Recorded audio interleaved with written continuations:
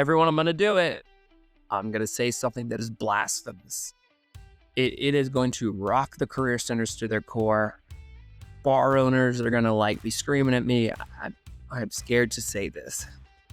Everyone brace yourselves. Networking events are stupid. I know I'm not supposed to say that, right? I'm supposed to sit here and tell you to sign up for all the networking events, those alumni events that they put all that energy into, and that this organization's event, and you're supposed to go to that bar and only have 1 or 2 drinks, and you got your elevator pitch, and it's like, hey, I'm Tommy. Oh, I'm smart, and I have a master's degree, and I make an impact, and yeah. I don't know, I'm supposed to tell you that works. Here's the thing. I've never met anyone who said that worked for them. Now, I'm sure I'm going to get some comments. Oh, it worked for me. I'm proud of you. That's awesome. But I promise you are the 1/10 of 1%. I mean, there are so many just fundamental issues with this concept of a networking event that I don't think we have enough time. But let me just hit some of the big ones. Number 1, who's going to them? Someone who has a great job opportunity, wouldn't it just be easier to post it online and let HR deal with it? Now, as you know, I know there are some really savvy hiring managers who hate that process. They realize why that's a terrible idea. And they know, hey, I want to get a real person. I don't want to look through resumes. That doesn't mean anything to me. I want to know who the actual person is. But I'm willing to bet that most of them are not going to go and say, instead of going home tonight, I'm going to go to a crowded bar and have a bunch of people come up and approach me and make awkward small talk. Now, I'm sure there's some very extroverted people out there who enjoy that type of stuff. Most people are not going to do that. What most people in that position would much rather do is have someone they already know, a coworker, an old coworker, a neighbor, a friend, someone say, hey, I know your organization's bringing on some new people. Hey, I got someone really good who I've been talking to, who I used to work with, who I'm friends with. I think you guys should connect. I think they'd be really great. That is a massive relief for that person. So that's why when you go to a networking event, 99% of the other people there are just like you. They're looking. You're all looking, right? And no one's got anything to give.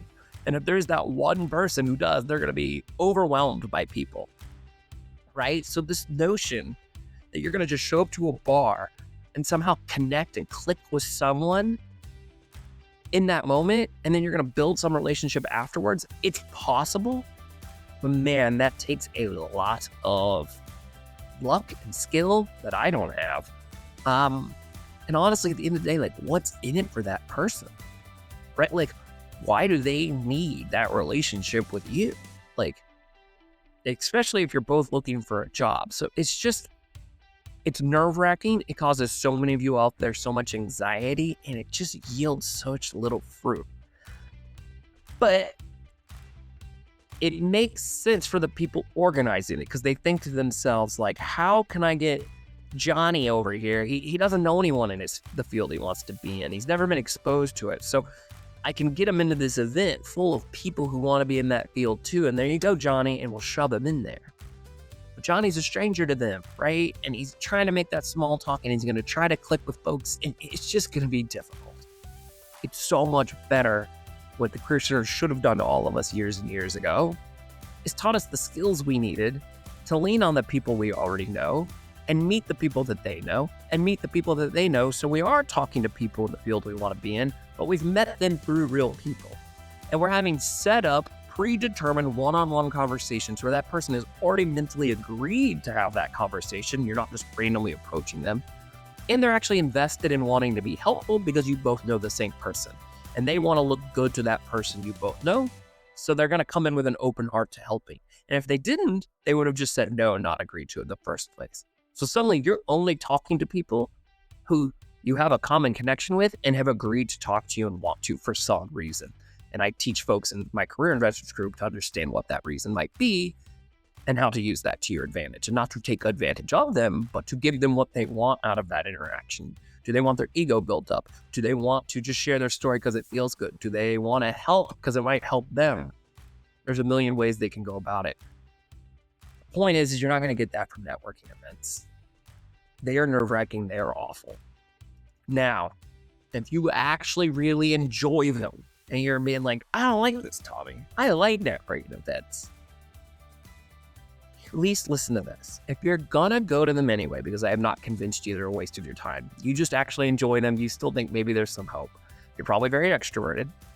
But here's what I want you to do. I want you to lean on your existing network first. Reach out to 2 or 3 people. Hey, I'm going to this event. Any advice for when I go?